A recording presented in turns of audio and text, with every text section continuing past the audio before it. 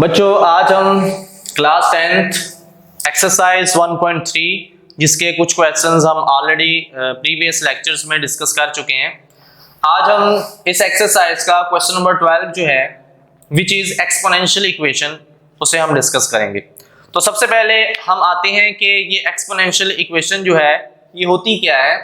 तो exponential equation एक ऐसी इक्वेशन होती है जिसमें जो हमारा वेरिएबल है वो किसी भी नंबर्स की पावर में मौजूद होता है। यानी इसकी डेफिनेशन कुछ यूं है, an equation in which variable occur in exponents or power which is called exponential equation.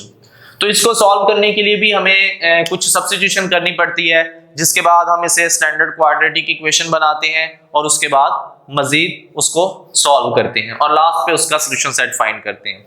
तो आज हमारा क्वेश्चन है 4 into 2 to the power 2x plus 1 minus 9 into 2 to the power x plus 1 which is equal to 0। तो इस equation से related मैंने कुछ examples भी यहाँ राइट किए हैं।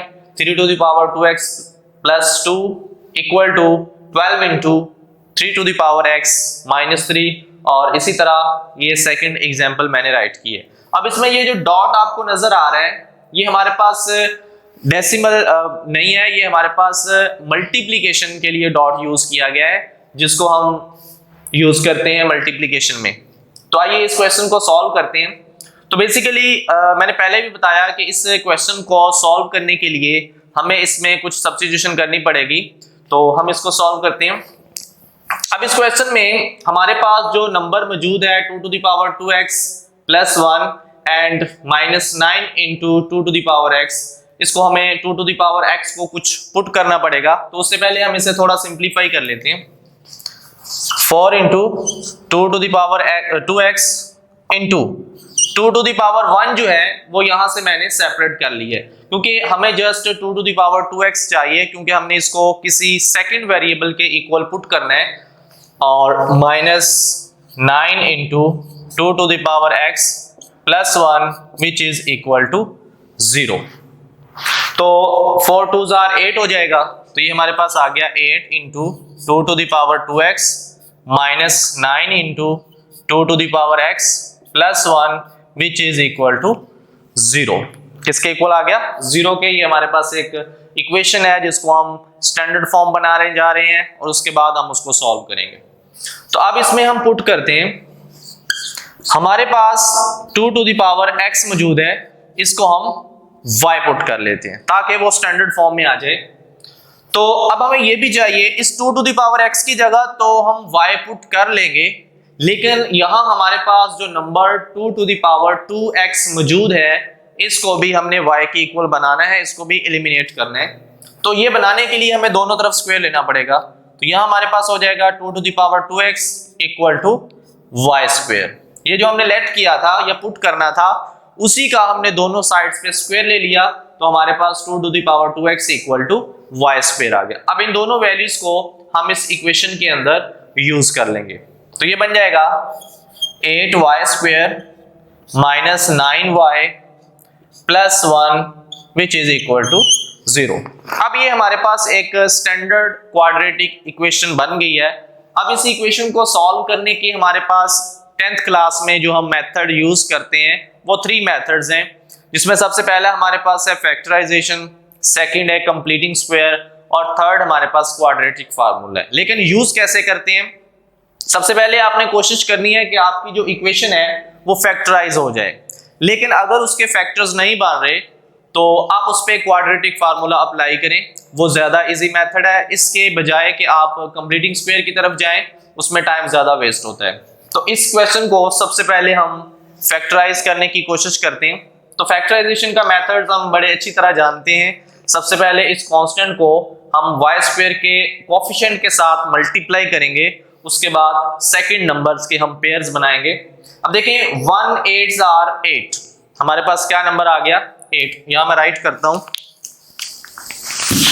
ये एग्जांपल्स मैं रेज कर रहा हूं।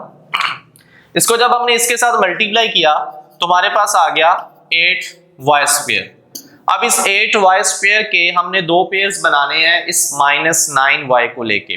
वो दोनों नंबर्स ऐसे होंगे जिनको हम मल्टीप्लाई करें तो हमारे पास ये 8y² आ जाए और वापस ऐड या सब्ट्रैक्ट करें तो वही हमारे पास -9y रहे।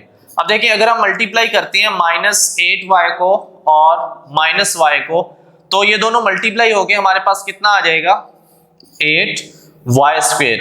और अगर इनको ऐड कर दिया जाए तो ये बन जाएगा -9y। तो इसका मतलब है इन दोनों पेयर्स को हम -9y की जगह यूज कर सकते हैं।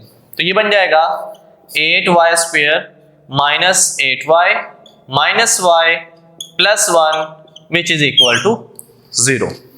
अब इन फर्स्ट टू नंबर से 8y कॉमन आ रहा है तो वो 8y हम कॉमन ले लेते हैं। यहां से हमने 8y कॉमन लिया, बाकी हमारे पास यहां रह जाएगा y -1 क्योंकि 8y बाहर चला जाएगा, यहां 1 रह जाएगा। तो ये हमारे पास रह गया y -1। अब इन दोनों नंबर से हम -1 कॉमन लेंगे तो ये भी y -1 बन जाएगा, y -1 which is equal to 0। अब दोनों नंबर्स में से हम y -1 कॉमन ले लेते हैं, बाकी हमारे पास रह जाएगा 8y -1 which is equal to 0। अब ये हमारे पास इस क्वाड्रेटिक इक्वेशन के दो लीनियर फैक्टर्स हमें मिल चुके हैं जिनको 1 बाय 1 हम 0 के इक्वल रखेंगे और यहां से y की वैल्यूज निकालेंगे। सबसे पहले y -1 इक्वल टू 0 और सेकंड है 8y -1 which is also equal to 0।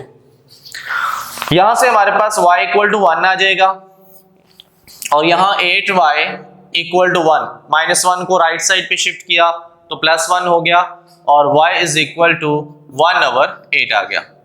ये हमारे पास y की दो वैल्यूज आ गई हैं, लेकिन बेसिकली हमारी जो इक्वेशन है वो इन वेरिएबल x है, तो हम इस y को दोबारा से एलिमिनेट करेंगे और यहां लाके पुट करेंगे और वहां से x की वैल्यूज फाइंड करेंगे। जहां हमने स्टार्ट में उसको पुट किया था उसी नंबर में ये दोनों वैल्यूज 1 बाय 1 हम पुट करेंगे और वहां से x की वैल्यूज फाइंड करेंगे। तो देखें कैसे पुट होती हैं।